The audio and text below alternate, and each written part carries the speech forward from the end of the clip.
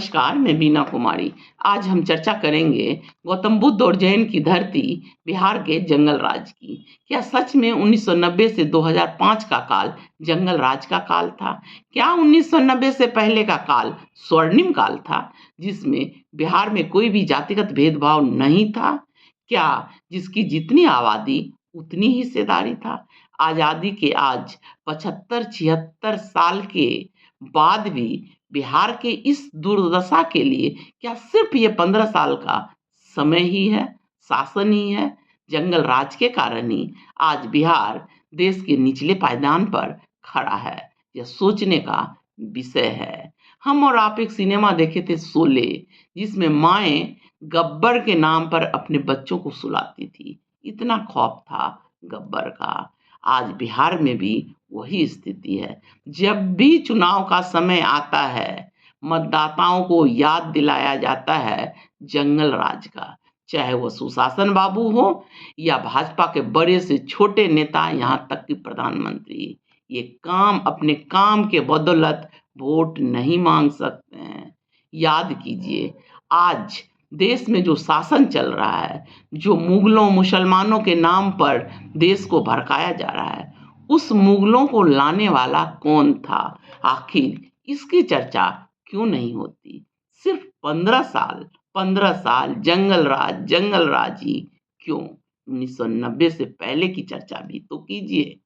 20 साल से लगातार शासन करने के बावजूद नीतीश को लालू के जंगल राज की चर्चा अपनी हर सभा में करनी पड़ रही है। मोदी लगातार 11 साल से प्रधानमंत्री हैं, पर लालू का डर ऐसा है कि बिना लालू के जंगल राज की चर्चा किए बिना बिहार का दौरा पूरा नहीं हो पाता है। आज लालू के कथित जंगल राज से जुड़े कुछ पहलू को समझने का प्रयास करेंगे और यह भी समझने की कोशिश करेंगे क्यों नीतीश को उस जंगल राज की चर्चा करने का हक नहीं है। पहला, जो बच्चा लालू जी के राज में पैदा हुआ, मसलन मान लीजिए 2000 या उसके आसपास, वो आज युवा हो गया। उसने लालू के जंगल राज को तो नहीं देखा, पर वह आज जीवन यापन के लिए रोजगार की तलाश में भटक अवश्य रहा है। उसको रोजगार देने के बजाय जंगल राज का घुट्टी पिलाया जा रहा है, जिससे उनका पेट नहीं भरता है। लालू जी के समय हर 5वां बिहार का आदमी बेरोजगार था। नीतीश जी के समय 20 साल के मंगल राज के बाद भी हर तीसरा बिहार का आदमी बेरोजगार है। एक कांटी बनाने का कारखाना नहीं लगवा पाने वाले नीतीश उस लालू को जंगल राज का प्रतीक बता रहे हैं, जिसने बिहार के रेल के कई कारखाने लगवा दिए। एक भी चीनी मिल नीतीश जी चालू नहीं करवा पाए। दूसरा, लालू का 1990 से 2005 तक का शासन अगर जंगल राज था, तो 1990 के पहले के शासन भी मंगल राज नहीं था।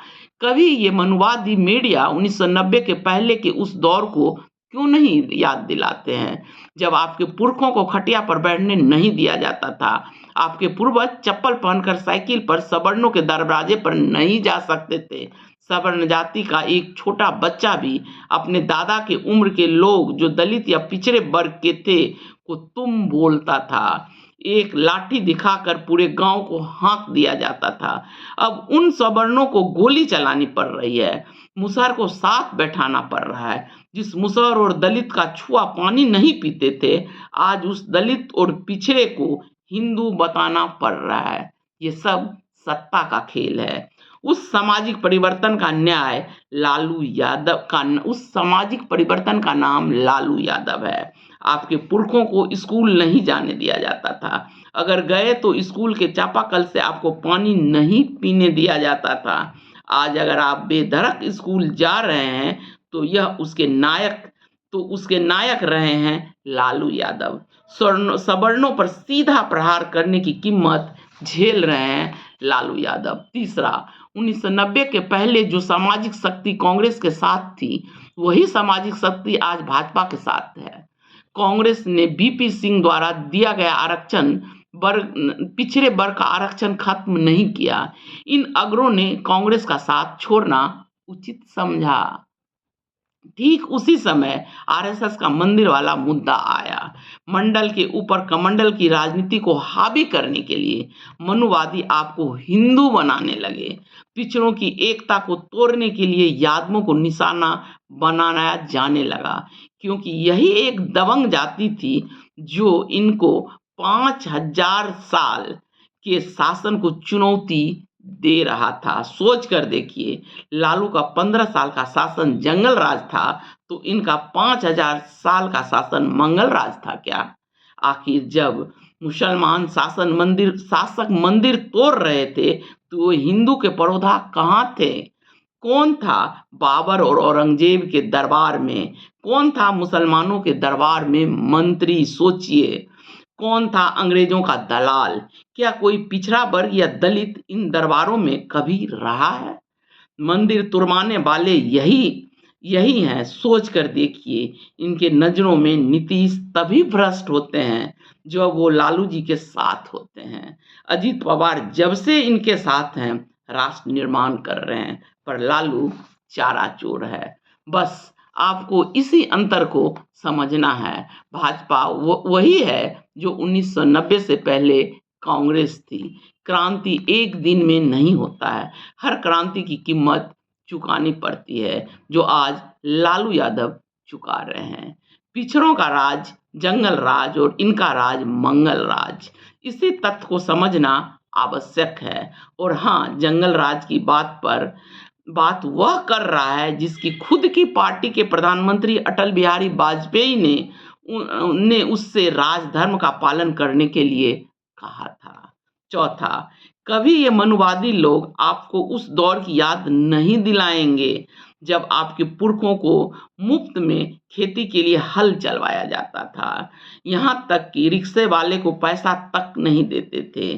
कभी सोचा है ऐसा क्यों? आज किसकी मजाल है जो रिक्शे वाले को पैसा न दे, गरीबों को उसकी मजदूरी न दे? इसी संक्रमण के नायक हैं लालू यादव। पांचवा, कानून व्यवस्था और अपराध के बढ़ने का सबसे बड़ा कारण था कि पहले सवर्ण आप पर जुल्म करते थे और आप थाना नहीं जाते थे, चुपचाप सब चीज सह लेते थे।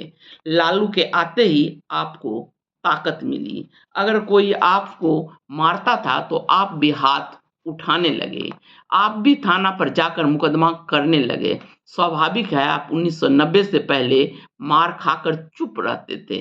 लालू के आते ही प्रतिक्रिया के साथ साथ थाना पर आपकी सुनी जाने लगी। आप मुकदमा करने लगे तो मुकदमे की संख्या बढ़ने लगी।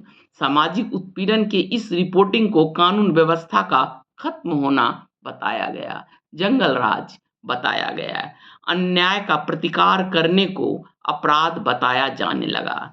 जहां तक अपहरण की बात है, वो आज भी हो रहा है, बस मीडिया में नहीं आ रहा है। और तब भी अगरी जाति के अपराधी ही करते थे, और आज भी अनंत सिंह, आनंद मोहन जैसे लोग किस जाति से हैं और वो किसके साथ करे हैं, सबको पता है। पांचवा, दरअसल राजद में बौद्धिक कंगाली है, जिसके कारण वह खुलकर लालू जी का बचाव नहीं कर पा रही है। नहीं तो लालू ने पिछड़ों के लिए जो किया वह शायद बड़े बड़े नेता और महानायक भी नहीं कर पाए। छठा, क्या आप इस सत्य से इनकार कर सकते हैं कि लालू आ जाएगा इसी डर से सवर्ण नीतीश को अपना नेता मान रहे हैं? अगर अगरों को दिलो दिमाग पर लालू का डर बना हुआ है, तो यह पिछड़े आंदोलन की जीत है। जिसने आप पर 5000 साल तक शासन किया, उसका मन मस्तिष्क पर आपके 15 साल का शासन भारी है। तो यह आपकी बौद्धिक सफलता है। इसके इनके मन में लालू का भय बना रहे, तभी सत्ता पिछड़ों के हाथ में रहेगी। लेकिन विडंबना देखिए, पिछड़ों को बांटकर सत्ता हासिल करने वाले भाजपा की मोदी सरकार या नीतीश सरकार ने मलाईदार मंत्री पद अगरों के पास है। दलित एवं पिछड़े वर्ग के मंत्रियों को मंत्री पद का झुनझुना पकड़ा दिया गया है, जिस पर इस वर्ग के मतदाताओं को सोचना जरूरी है। सोचिए, क्या आजादी के इतने सालों के बाद सिर्फ 15 साल के जंगल राज के कारण ही बिहार की ये दुर्दशा है। देश को सबसे ज़्यादा आईएएस आईपीएस देने वाली बिहार की इस स्थिति का जिम्मेवार कौन-कौन है? ज़रा सोचिए और सोच समझ कर ही अपना मतदान कीजिएगा।